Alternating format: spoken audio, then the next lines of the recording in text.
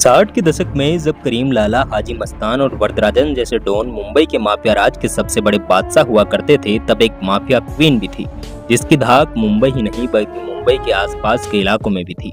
इस mafia queen का नाम था गंगूबाई काठियावाड़ी। गंगूबाई मुंबई के कमाटीपुरा इलाके में कोठे चलाया करती थी और उस वक्त की सबसे रसूखदार महिला माफिया मानी जाती थी। गंगूबाई का पूरा नाम गंगा हरजीवनदास काठियावाड़ी था। हालांकि लोग उन्हें गंगूबाई काठियावाड़ी के नाम से ही जानते थे, फिर भी उनकी कहानी किसी फिल्मी स्टोरी से कम नहीं है।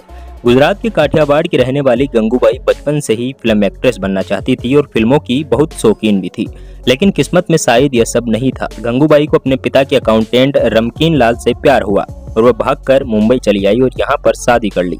पति धोखेबाज निकला और उसने चंद पैसों के लिए गंगूबाई को मुंबई के कमाटीपुरा के कोठे में बेच दिया। पति से धोखा खाकर जबरन देह व्यापार में धकेली गई गंगूबाई ये घटना भूल नहीं पाई। जैसे तैसे जीवन चल रहा था कि इसी बीच डॉन करीम लाला गैंग के गुंडे शौकत खान ने गंगूबाई के साथ दरिंदगी को अंजाम दिया।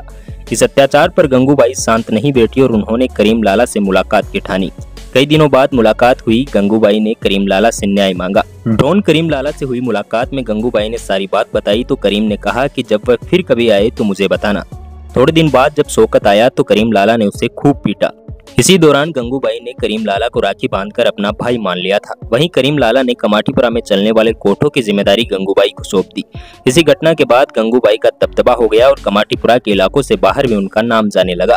देखते ही देखते वह मुंबई की माफिया क्वीन बन गई। माना जाता है कि भले ही गंगूबाई कोठे चलाया करती थी, लेकिन उन्होंने अपने रसूख का इस्तेमाल कर वैश्यालय को हालत सुधारने का काम भी किया।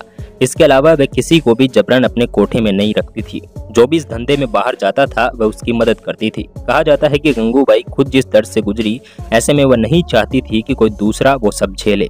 एक समय में जब मुंबई में वेश्या बाजार हटाने की मुहिम छेड़ी गई तो उसका नेतृत्व करते हुए गंगूबाई ही दिखी थी।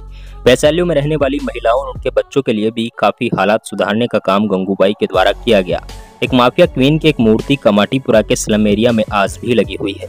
आपको गंगूबाई की कहानी जानकर कैसा लगा, कमेंट सेक्शन में हमें जरूर बताइएगा और ऐसे ही अमेजिंग वीडियोस के लिए हमारे यूट्यूब चैनल और फेसबुक पेज को भी सब्सक्राइब कर लीजिए।